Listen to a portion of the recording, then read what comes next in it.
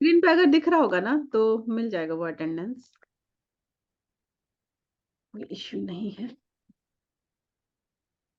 चलो अब सबको स्क्रीन दिख रहा है? Yes ma'am. सबको ना? ठीक है, इसको छोटा कर देते हैं, लिखने में हमको बनेगा। ठीक है, तो हम लोग लास्ट क्लास में एम्फिऑक्सिस क्या होता है ये किए थे। आज की क्लास में हम लोग देखेंगे डेवलपमेंट इसका, मतलब एम्फिऑक्सिस क्या होता है ये हम लोग देखे, वो हमारा पेपर 3 था, लेकिन डेवलपमेंट जो है वो पेपर 4 है। ठीक है, ग्रेजुएशन वाले बच्चों, आप लोगों को पेपर 3 एंड पेपर 4 पढ़ना है ना, अभी तो पुराना ही चल रहा है ना। तो देखो ये चीज समझो, जो पेपर 3 है ना,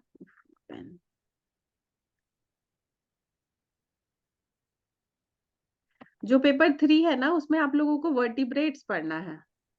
वर्टिब्रेट्स में जो भी आएगा, फिश आता है, Pisces, amphibians, reptile, birds and mammals, और प्लस अब इसी का इम्ब्रोलॉजी अगर पढ़ेंगे या कंपैरेटिव पढ़ेंगे, ये आपका पेपर 4 हो जाएगा। ठीक है, तो एम्फिऑक्सिस में हम लोग जो एम्फिऑक्सिस को पढ़े थे, इनफैक्ट ये एम्फिऑक्सिस क्या होता है, ये सिफेलोकोडेट होता है।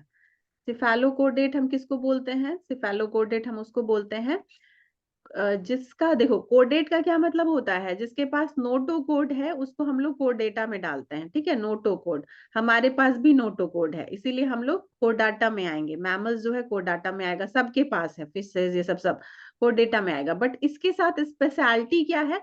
तो स्पेशलिटी ये है कि इसका जो कोड डेटा रहेगा, इसका जो नोटो कोड रहेगा, वो सिफेलिक रीजन में रहेगा। मतलब सिफेलिक रीजन किसको बोलते हैं हम लोग? हेड रीजन को बोलते हैं। ठीक है, तो जैसे हमारा नोटो कोड जो है ना हमारे वर्टिब्रा रीजन में है, ठीक है, इसलिए हम लोग वर्टिब्राटा हो जाते हैं। बट ये जो सिफेलोकोडेट्स है, इनके नोटो कोड जो इनका रहेगा कहाँ पे रहेगा? सर वाले रीजन, हेड वाले रीजन में, इसीलिए इसको कहाँ रखा गया है? इसको रखा गया है सिफेलोकोडेट में। है तो ये कोडेटा, लेकिन इसको सिफेलोकोडेट में रखा गया है। ठीक है, इसको अलग से पूरे, इसका अलग अलग नाम भी है, लाइक एम्फिऑक्सिस बोल सकते हैं, लैंसेट बोल सकते हैं।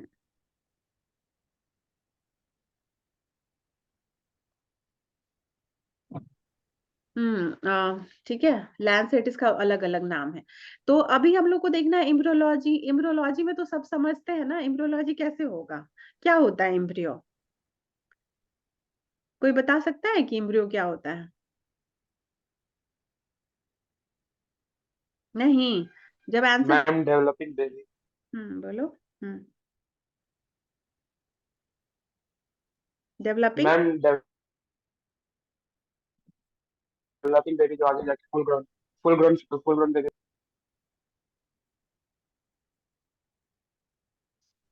चलो ठीक है। देखो क्या होता है ना कि गैमेटोजेनेसिस प्रोसेस पढ़े होंगे आप लोग, गैमेटोजेनेसिस होता है, और गैमेटोजेनेसिस दो टाइप का होगा, एक होता है स्पर्मेटोजेनेसिस और दूसरा होता है oogenesis। oogenesis किस में होगा?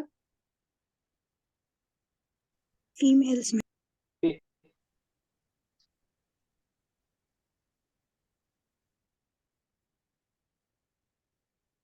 एक second.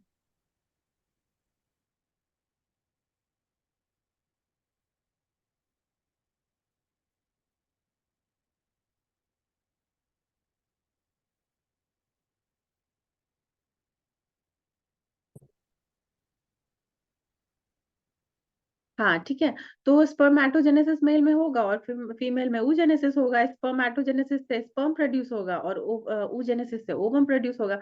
Now what happens, sperm और ओवम जो रिएक्शन होता है इसको हम लोग बोलते हैं फर्टिलाइजेशन। और फर्टिलाइजेशन के बाद जो अब जायगोट बन जाता है, जो फर्टिलाइजेशन के बाद जायगोट बनता है, ये अब स्टार्ट होगा डेवलपमेंट इसका, और ये बनेगा इम्ब्रियो। ठीक है, तो ये जो डेवलपमेंट फ्रॉम जायगोट होता है ना, that begins from zygote formation, तो उसको हम लोग बोलते हैं इम्ब्रियो। ठीक है, जायगोट तक तो सेल है, उसके बाद सेल सेल सेल डिवाइड होते जाएगा, क्लीवेज होते रहता है, उसके बाद फाइनली जाके इम्ब्रियो बनेगा और वो इम्ब्रियो ग्रो करता है। ठीक है, तो ये जो ग्रोथ होता है इसको हम लोग इम्ब्रियोलॉजी बोलते हैं। तो यही चीज क्या होगा इसमें, हम लोग यही देखेंगे कि कैसे एक एम्फिऑक्सिस का इम्ब्रियो कैसे बनता है, और फर्दर एक बार इम्ब्रियो बन जाता है तो ये एडल्ट तक कैसे पहुंचता है। ठीक है, यही आपको क्वेश्चन आएगा एग्जामिनेशन में कि राइट और discuss about the development of amphioxus. ठीक है, तो सबसे पहले अब इसको लिखने का कैसे तरीका होता है, पहले आपको इन जनरल बातें इसमें लिख देनी होंगी। जैसे कि क्या है, development of amphioxus is indirect. ठीक है, देखो डेवलपमेंट जो होता है दो तरीके का होता है, आप लोग बहुत बचपन में पढ़े होंगे, 7-8 में ही ये सब पढ़ाई हो जाता है। डेवलपमेंट जो होता है वो दो तरीके का होता है। ठीक है, एक है डायरेक्ट और एक है इनडायरेक्ट। ठीक है, अब डायरेक्ट और इनडायरेक्ट कैसे हम लोग को पता चलेगा, तो देखो एक होगा कि जैसे जाइगोट तो बन गया, उसके बाद क्या होगा, लार्वा का स्टेज आएगा। ठीक है, उसके बाद क्या आएगा, प्यूपा का स्टेज आएगा, उसके बाद क्या आएगा, एडल्ट का स्टेज आएगा। ठीक है, बट कभी कभी क्या होगा, लार्वा बना और सीधे से वो एडल्ट में पहुंच जाएगा। ठीक है, मेटामॉर्फोसिस इसमें बहुत ज्यादा नहीं होता है, ये प्यूपा वाले में मेटामॉर्फोसिस ज्यादा होता है।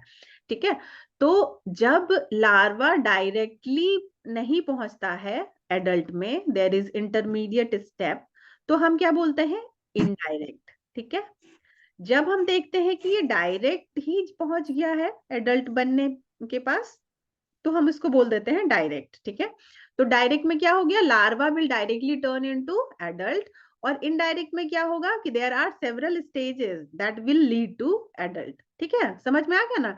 डायरेक्ट में क्या हुआ कि डायरेक्ट एडल्ट तक पहुंच गया वो, इनडायरेक्ट में बहुत सारा ऐसे स्टेजेस आया, और फिर बहुत सारे ऐसे स्टेजेस आया, और फिर जाके वो एडल्ट बना। ठीक है, सबको क्लियर है ये बात, इनडायरेक्ट और डायरेक्ट डेवलपमेंट क्या होता है, क्योंकि ये ना हर चैप्टर में आप लोग को मेंशन करना पड़ेगा। अभी एम्फिऑक्सिस देख रहे हैं, फिर चिक देखना है, तो हर जगह आपको बताना होगा कि डेवलपमेंटल का क्या टाइप है। तो इसमें सबको क्लियर है कि एम्फिऑक्सिस का डेवलपमेंट जो होता है इनडायरेक्ट होता है, इसका क्या मतलब हुआ, बताओ कोई समझे हो तो, और नहीं समझे हो तो बोलो वापस से डिस्क्राइब करने के लिए।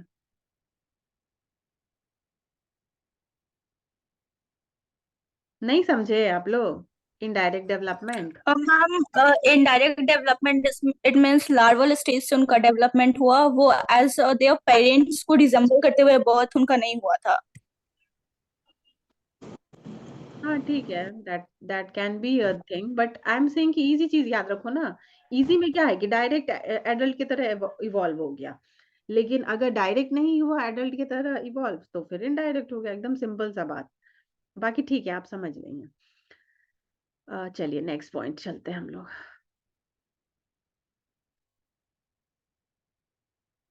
पेन को क्या हो गया,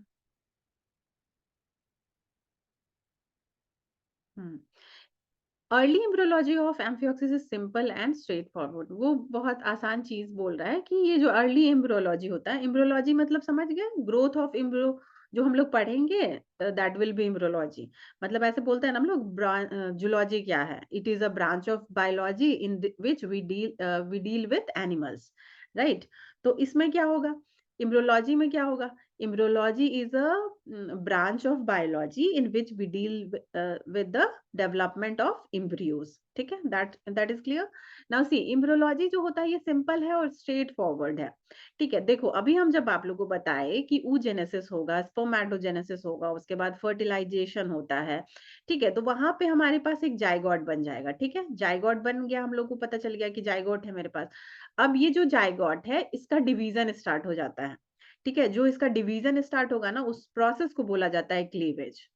ठीक है, अब क्या है ये क्लीवेज, तो यहाँ पे आपको क्या दिख रहा है, एक सेल दिख रहा है सबको।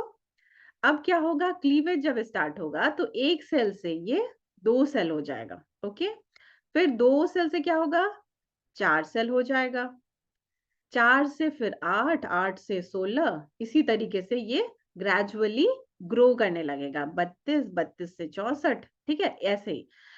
ठीक है, तो ये जो तरीका है ये क्या है, आपको बहुत कॉम्प्लेक्स लग रहा है क्या, नहीं ना, ये तो सिंपल है, 2 से 4 हो जा रहा है, 4 से 8 हो जा रहा है, इसमें बहुत ज्यादा तो कुछ कॉम्प्लेक्सिटी नहीं है अभी तक। यहाँ पे अर्ली, और देखो यहाँ पे क्या बोल रहा है, अर्ली एम्ब्रियोलॉजी। शुरुआत में ये सब चीज बहुत आसान है, 1 से 2 हो जाना, 2 से 4 हो जाना, 8 हो जाना, 16 हो जाना, 32 हो जाना। ठीक है, बट धीरे धीरे क्या होगा, अभी तो एक ही सेल था, ये कितना घूमेगा, इधर से उधर घूम पाएगा, बट बाद में मान के चलो कि 256 सेल हो गया है, अब तो बहुत बहुत बल्कि हो जाएगा ना ये सेल। ठीक है, तो अब क्या होता है, धीरे धीरे क्या होता है ये प्रोसेस, हाउ how the मतलब earlier वाला stage was simple and the later stage will be difficult or complex, वो देखो यहाँ पे पहले के stages में क्या था, 1 और 2 cells थे, ठीक है। तो ये इधर रोटेट करेगा, ये इधर रोटेट करेगा मैक्सिमम, है ना। इसमें आपको क्या डिफरेंस पता चलेगा, आपको लगेगा सब सेम ही सेम है। बट अब यहाँ पे मान के चलो कि 32 सेल आ गया, ठीक है। अब क्या होगा, ये सेल सब नीचे भी आएगा, ठीक है। ऊपर वाला सेल नीचे आएगा, नीचे वाला सेल ऊपर जाएगा, आगे वाला सेल पीछे आएगा, पीछे वाला सेल आगे आएगा। अब यहाँ पे ये चीज जो होता है ना, इससे पता चलता है सेल का फेट, कौन सा सेल सर बनेगा, कौन सा सेल टेल बनेगा। इसीलिए क्या होता है कि एक बार जब सेल बन जाता है ना, तो वो अपने अपने अरेंजमेंट को चेक करता है, ठीक है। सर वाला सेल ऐसा ना हो कि पैर के पास है, पैर वाला सेल पीठ के पास है, ठीक है। तो ये सब, ये जो प्रोसेस होता है इसको हम लोग इनवैजिनेशन और इनवॉल्यूशन बोलते हैं। अंदर घूमना और बाहर की तरह आना, ठीक है, या ऊपर से नीचे आना, ठीक है। तो शुरुआत का चीज इसको क्यों बोल रहा है सिंपल, बिकॉज यहाँ पे कुछ भी नहीं था, यहाँ पे बस स्प्लिटिंग हो रही थी, टूट रहा था सेल, क्लीवेज हो रहा था। बट बाद में जाके ये घूमड़ घूमड़ भी करेगा, आगे पीछे, पीछे से आगे, आगे से पीछे, ऊपर से नीचे, नीचे से ऊपर, ठीक है।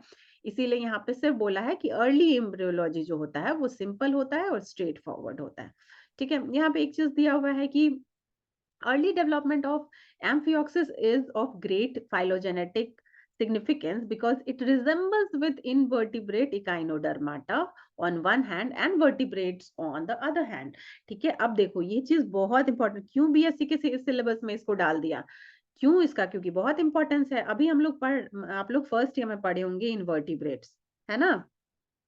इन्वर्टिब्रेट्स पढ़े हैं फर्स्ट ईयर में, कि चीटिंग के भरोसे सेकेंड ईयर में आ गए। कोई कुछ बोल नहीं रहा है, अटेंडेंस नहीं मिलेगा फिर। थोड़ा थोड़ा दोनों मैम। दोनों दोनों नहीं। मैम थोड़ा थोड़ा दोनों। चलो ठीक है।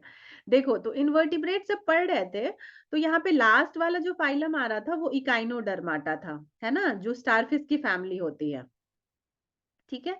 और वर्टिब्राटा जो स्टार्ट होता है वो पाइसेस से स्टार्ट होता है। और ये हम लोग देखते भी हैं, मछली की तरह दिखता है, एम्फियोक्सिस जो दिखेगा ना थोड़ा मछली की तरह दिखता है। तो यहाँ पे क्या बोला जा रहा है, यहाँ पे ये बोला जा रहा है कि एम्फियोक्सिस क्या है, एम्फियोक्सिस इज मिडिल, मिडिल वाला कैरेक्टर इसके पास रहेगा। Intermediate characters can be seen in amphioxus, that is why it is very important. It will resemble with Echinodermata also and it will resemble with vertebrates also. समझ में आ गया, ये connecting link की तरह काम करेगा ना। तो साइंटिस्ट लोग को कितना अच्छे से पता चल जाएगा, अच्छा इकाइनोडर्माटा था, उसके बाद एम्फियोक्सिस आया होगा, सिफेलोपोडेट आया होगा, फिर वर्टिब्राटा आया होगा। तो इससे सिस्टमैटिक पोजीशनिंग इजी हो जाएगी, ठीक है। तो ये आप कहाँ पे देख सकते हैं, अर्ली डेवलपमेंट ऑफ एम्फियोक्सिस को जब देखने जाइएगा तो आपको पता चलेगा, ठीक है। जो आप लोग कभी 9th-10th में भी पढ़े होंगे, 12th में भी पढ़े होंगे कि एक चैप्टर आता था ना जिसमें हम लोग होमोलोगस ऑर्गन, एनालोगस ऑर्गन, ये सब पढ़ रहे थे, वेस्टिजियल ऑर्गन, ये सब पढ़ रहे थे इवोल्यूशन में। तो यहाँ पे यही चीज होता है, एम्ब्रियोलॉजी का यहाँ पे यही बेनिफिट होता है कि यहाँ से हम लोग पता कर सकते हैं कि कौन किससे रिजेंबल कर रहा है या फिर कहाँ किससे सिस्टमैटिक पोजीशनिंग हो पा रही है। चलो सबको क्लियर है इतना बात, अभी तक इतना कुछ क्लियर है, नहीं है तो वापस यस से मैम। यस बोल मैम। सकते हो, और एल्स हम लोग आगे बढ़ जाएंगे। फिर नहीं कुछ बोलोगे तो हम समझेंगे कि तुम लोग को समझ में आ गया है और आगे बढ़ जाएंगे। चलो ठीक है, समझदार हो सब लोग, समझ गए। नेक्स्ट हम लोग चलते हैं। चलो यहाँ पे तो देखो अब जब क्या होगा ना, अब तुम लोगों का क्वेश्चन अगर आता है कि what is describe the development of amphioxus, ठीक है, 15 मार्क्स का question.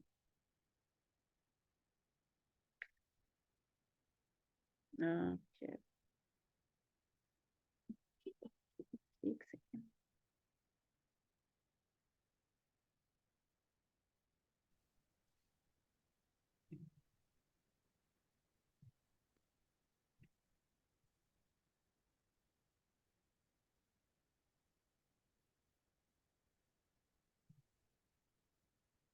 Second.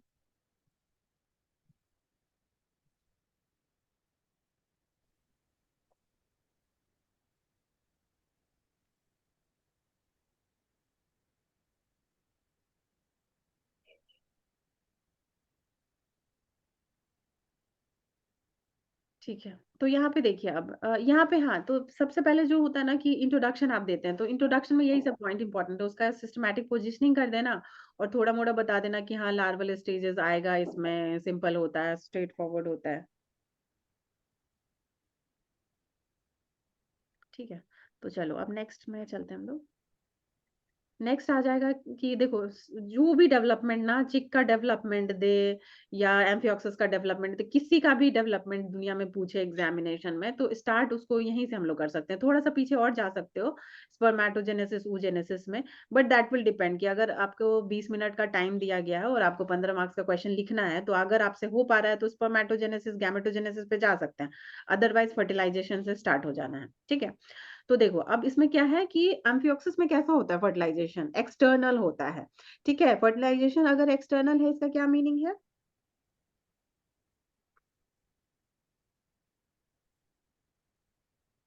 Fertilization is taking outside the body. Yes, external means कि ये बॉडी के आउटसाइड हो रहा है। अब आउटसाइड हो रहा है तो देखिए आउटसाइड होने के लिए भी उसको मीडियम चाहिए।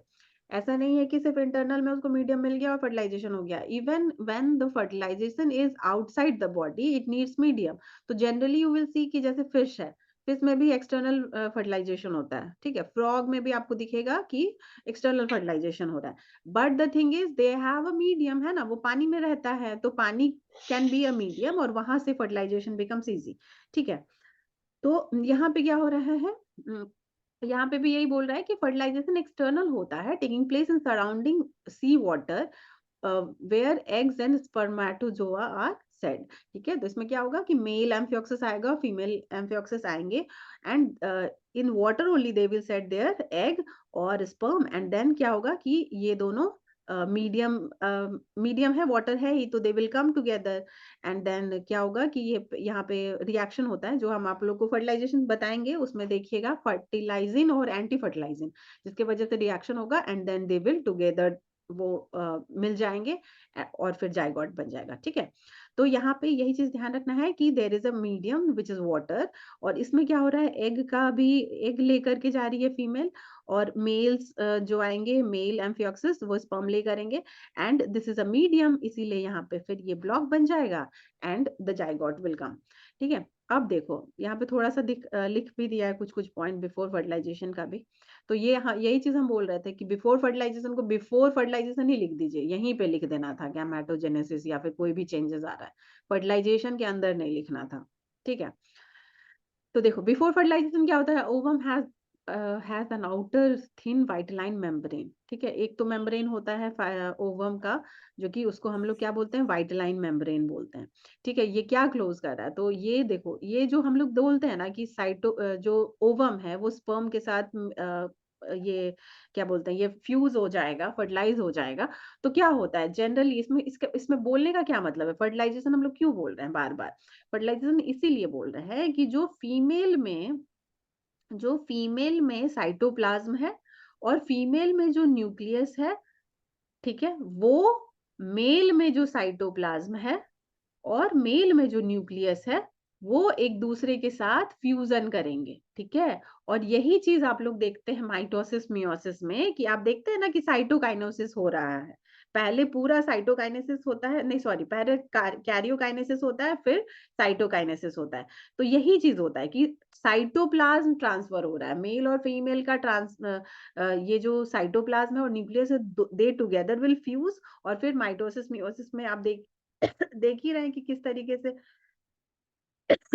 क्रोमोसोम स्प्लिट हो जाता है। ठीक है, और फिर इसी तरीके से ये अपने नेक्स्ट जनरेशन में पास ऑन हो जाएगा। ठीक है, तो यहाँ पे क्या सब हो गया कि साइटोप्लाज्मिक लेयर है, उसके पास साइटोप्लाज्म है, जो साइटोप्लाज्म जिस पोल पे रहता है उसको हम लोग वेजिटल पोल बोलते हैं, और दूसरे साइड जहाँ पे न्यूक्लियस रहता है उसको हम लोग एनिमल पोल बोलते हैं। तो ये सब पहले ही से आपको याद कर लेना है। ठीक है, वेजिटल पोल कोई पूछे कि क्या होता है वेजिटल पोल, ठीक है, जैसे अंडा ही जो हम लोग मार्केट से लेते हैं, उसका वेजिटल पोल अगर कोई पूछ दे कि कहाँ है इसका वेजिटल पोल, ऐसे दुकान में कोई नहीं पूछेगा लेकिन लैब में पूछ सकते हैं वाइवा में।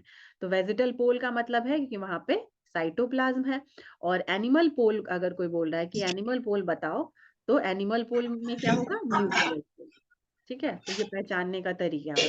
बाहर के ओर से देखिएगा, मतलब बाहर से भी पता चल जाता है, पिगमेंटेशन हाई होता है एनिमल साइड में, एनिमल पिगमेंटेशन। ठीक है, चलो। During fertilisation sperm enters egg the vegetal pole. यहाँ पे साइड कौन है, किसका हल्ला हो रहा है? माइक ऑफ कर दो, म्यूट करना। माइक ऑफ करो।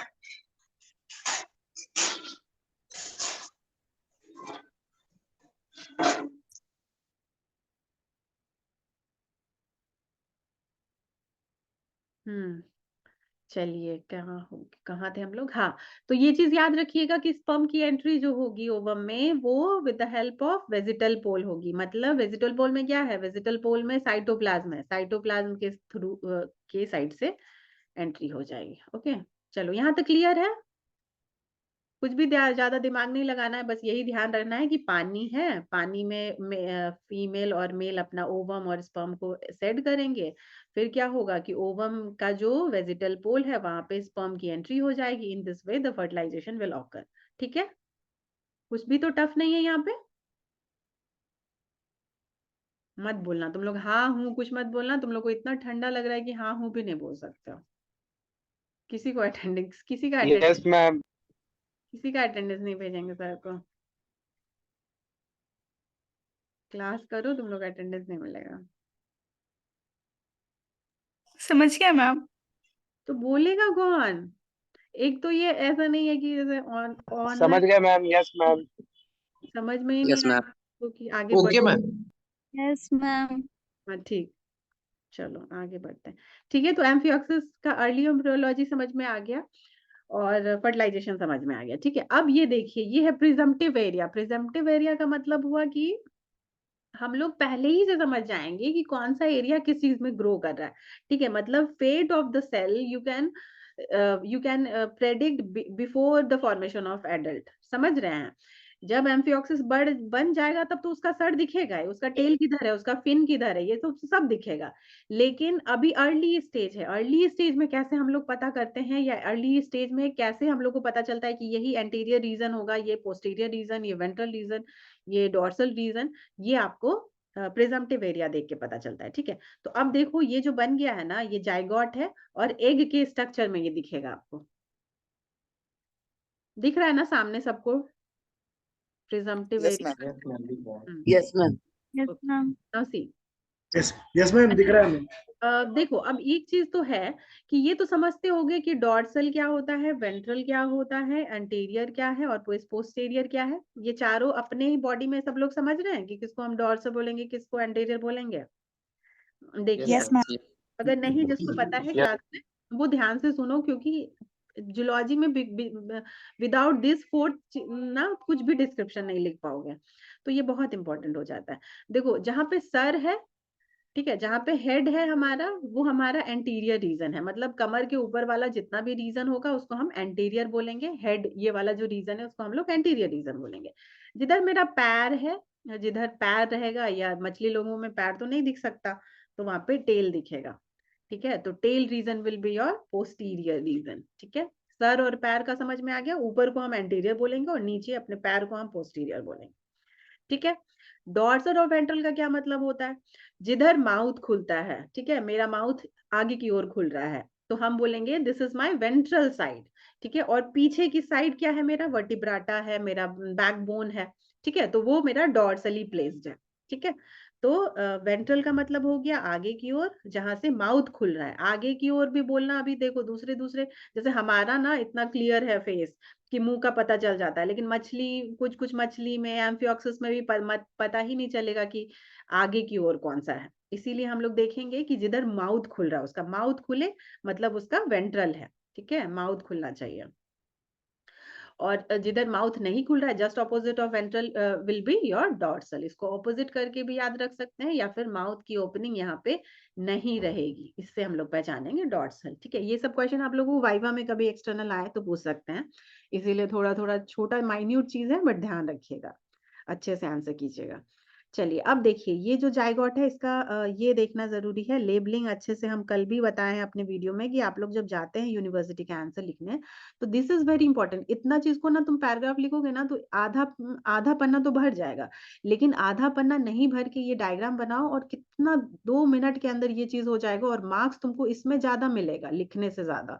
इसलिए कोशिश करो कि ये सभी चीज याद रहे। ठीक है, अब देखो ये जो है जाइगोट, ठीक है, इसमें अलग अलग तरीके से प्रिंट भी किया गया है ना, अलग अलग डिजाइन दिया गया, अपने अपने हिसाब से आप लोग डिजाइन विजाइन अलग से दे दीजिएगा, जैसे भी देना है। किसी को ऐसे ऐसे लाइनिंग्स करना है, किसी को एकदम मेहंदी का डिजाइन बनाना है, कुछ भी कर सकते हो, बट हाँ ये सब सब डिस्टिंक्ट होना चाहिए। देखो सब कुछ यहाँ पे डिस्टिंक्ट है, जैसे ये वाला रीजन इतना है, फिर ये वाला रीजन आएगा, फिर ये वाला रीजन है, फिर ये वाला रीजन है और ये वाला रीजन। अब देखो ये वाला जो रीजन है जहाँ पे क्या है, इसको हम लोग क्या बोलते हैं, इसको हम लोग साइटोप्लाज्म बोलते हैं। और साइटोप्लाज्म हम आप लोग को बताए थे कौन से पोल पे रहता है, साइटोप्लाज्म कौन से पोल पे रहता वेजिटल पोल। है? वेरी गुड, वेजाइटल पोल पे। यस, वेजिटल पोल के पे ये रहता है। ठीक है, तो ये जो साइटोप्लाज्म है ये आपके मतलब एग के अंदर क्या रहता है, यॉक रहेगा, एल्ब्यूमिन रहेगा, तो ये क्या हो गया, ये आपका साइटोप्लाज्म हो गया, यॉक साइटोप्लाज्म इसको लिख लिए। और ये क्या बनेगा, तो ये बनेगा एंडोडर्म। ठीक है, तुम लोग सब लोग जान रहे हो कि बॉडी का जो लेयर होता है वो 3 लेयर होता है एडवांस्ड बॉडीज में, जो डेवलप कर गया है बॉडी उसमें। सबसे बाहर जो रहता है उसको हम क्या बोलते हैं, एक्टो, और सबसे अंदर जो रहता है उसको हम बोलते हैं एंडो, और जो बीच में रहता है उसको हम बोलते हैं मेजो। ठीक है, तो एक्टो मतलब आउटर, एंडो मतलब इनर, एंड मेजो मतलब मिडिल लेयर। ठीक है, अब देखिए एंडोडर्म का पता चल गया, ये वाला जो लेयर है ये आपका एंडोडर्म बनाएगा। और धीरे धीरे इसके बाद वाला जो क्लास होगा उसमें आप देखिएगा कि एंडोडर्म से कौन कौन सा ऑर्गन निकल रहा है, जैसे आईज है, ठीक है, ईयर का या सेंसरी ऑर्गन्स जो होगा एंडोडर्म से निकलेगा। ठीक है, तो इसलिए ये पता रखना जरूरी है। एंडोडर्म पता चल गया, उसके बाद हम लोग जाएंगे कि ये वाला जो था इसके जस्ट ऑपोजिट में, ये भी बहुत बड़ा सा एरिया है, ये भी उसके बाद वाला एरिया है। तो ये वाला जो छोटे डॉट्स वाला जो एरिया दिख रहा है ये क्या है, ये सिंपल वाला साइटोप्लाज्म है, साइटोप्लाज्म है, लेकिन ये यॉर्क का साइटोप्लाज्म नहीं है। ये क्या बनाएगा, ये आपका एक्टोडर्म बनाएगा। ठीक है, मतलब ये बहुत बाहर चला जाएगा और ये अंदर आ जाएगा। हम आप लोग को बोले हैं ना कि सेल क्या होता है, अंदर भी आता है, बाहर भी जाता है, फिर ऊपर से नीचे भी आता है और नीचे से ऊपर भी आता है। ठीक है, तो यहाँ पे यही हो रहा है, ये एक्टोडर्म है, इसको तो बाहर जाना ही जाना है, तो ये बाहर जाएगा, एंडोडर्म और अंदर आएगा। यहाँ पे देखो ये वाला जो एरिया है जो थोड़ा थोड़ा ब्लैक और बहुत फाइन डॉट्स है, ये क्या है, ये फ्यूचर मेसोडर्म है। मतलब ये एक्टोडर्म रहेगा, बाद में जो आपको दिखेगा, तो बाद में आपको ऐसे ऐसे दिखेगा, ये एक्टोडर्म हो गया, और बड़ा वाला डॉट्स आपका एंडोडर्म हो गया, और बहुत फाइन लाइंस अगर बहुत फाइन डॉट्स बना दिए तो ये मेसोडर्म। ठीक है, इस तरीके से एडल्ट जब ग्रो करेगा तो। ठीक है, तो यहाँ पे आइडिया क्या क्या लग गया, एंडोडर्म का आइडिया भी लग गया, एक्टोडर्म का भी आइडिया लग गया, और मेसोडर्म का भी आइडिया लग गया। अब यहाँ पे 2-3 चीज है जो वर्टिब्रेट्स को डिफाइन करती है, जैसे नोटोकोड का प्रेजेंस होना, या गिल स्लिट्स का प्रेजेंस होना, या नर्वस सिस्टम का प्रेजेंस होना ही बताता है कि ये डेवलप्ड बॉडी है या एडवांस्ड बॉडी है।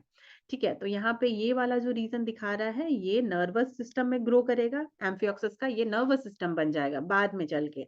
और ये वाला जो सिस्टम है ये नोटोकोड है, और हम आप लोग को बताया है कि इसका जो नोटोकोड रहता है कहाँ रहता है, सेफेलिक रीजन में, हेड रीजन में रहता है।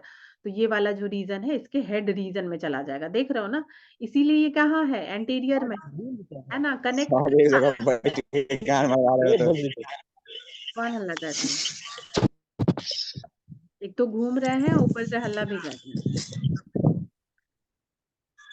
हैं। देखिए यहाँ पे एंटीरियर, हाँ, तो एंटीरियर रीजन को हम बताए थे कि हेड रीजन होता है, और यहाँ से और अच्छे से आपको क्लियर हो जाएगा कि ये जो नोटोकोड है जो हम आपको बोले कि सेफेलोकोडाटा हम एम्फियोक्सिस को क्यों बोलते हैं, क्योंकि उसके हेड रीजन में नोटोकोड रहता है। तो ये भी क्लियर हो गया अब आप लोगों को कि एकदम प्रूफ मिल गया कि हाँ ये तो सही में सेफेलोकोडेट है, इसके हेड रीजन में ही नोटोकोड प्रेजेंट है ना।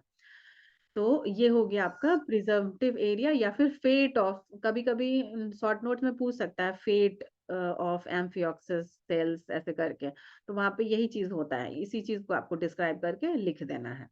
ठीक है, चलो अब सब को क्लियर है ये बात?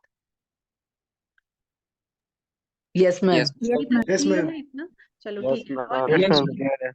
एक चीज सुनिए, आप लोग ये जूम पे चल रहा है ना, तो 40 मिनट्स में क्लास डिस्कनेक्ट होगा। अटेंडेंस हम ले ही लिए हैं, जिनका छूट गया होगा ग्रुप में हमको बता देना। और दूसरी ये बात कि क्लास फिर एंड हो जाएगी जहाँ पे भी रुकता है। ठीक है, तो आराम से फिर आप लोग अपना पढ़ाई करना है या चिल मारना है, जो भी करना है कर सकते हैं। मैम मेरा अटेंडेंस ले लिया। मैम शुरुआत में हम स्क्रीनशॉट ले लिए थे, 23 बच्चे मुझे दिख रहे थे। मैम मैम लेट से ले लिया। हम लोग को तो लेट से लिंक मिला है। अच्छा, लेट से लिया है तो फिर हो गया, फिर ठीक मैम है। हम लोग हम लोग को तो अच्छा रुको, तो फिर क्लास यहाँ पे ही बंद करते हैं, हम अटेंडेंस ले लेते हैं। ओके रिकॉर्डिंग हम स्टॉप करते हैं।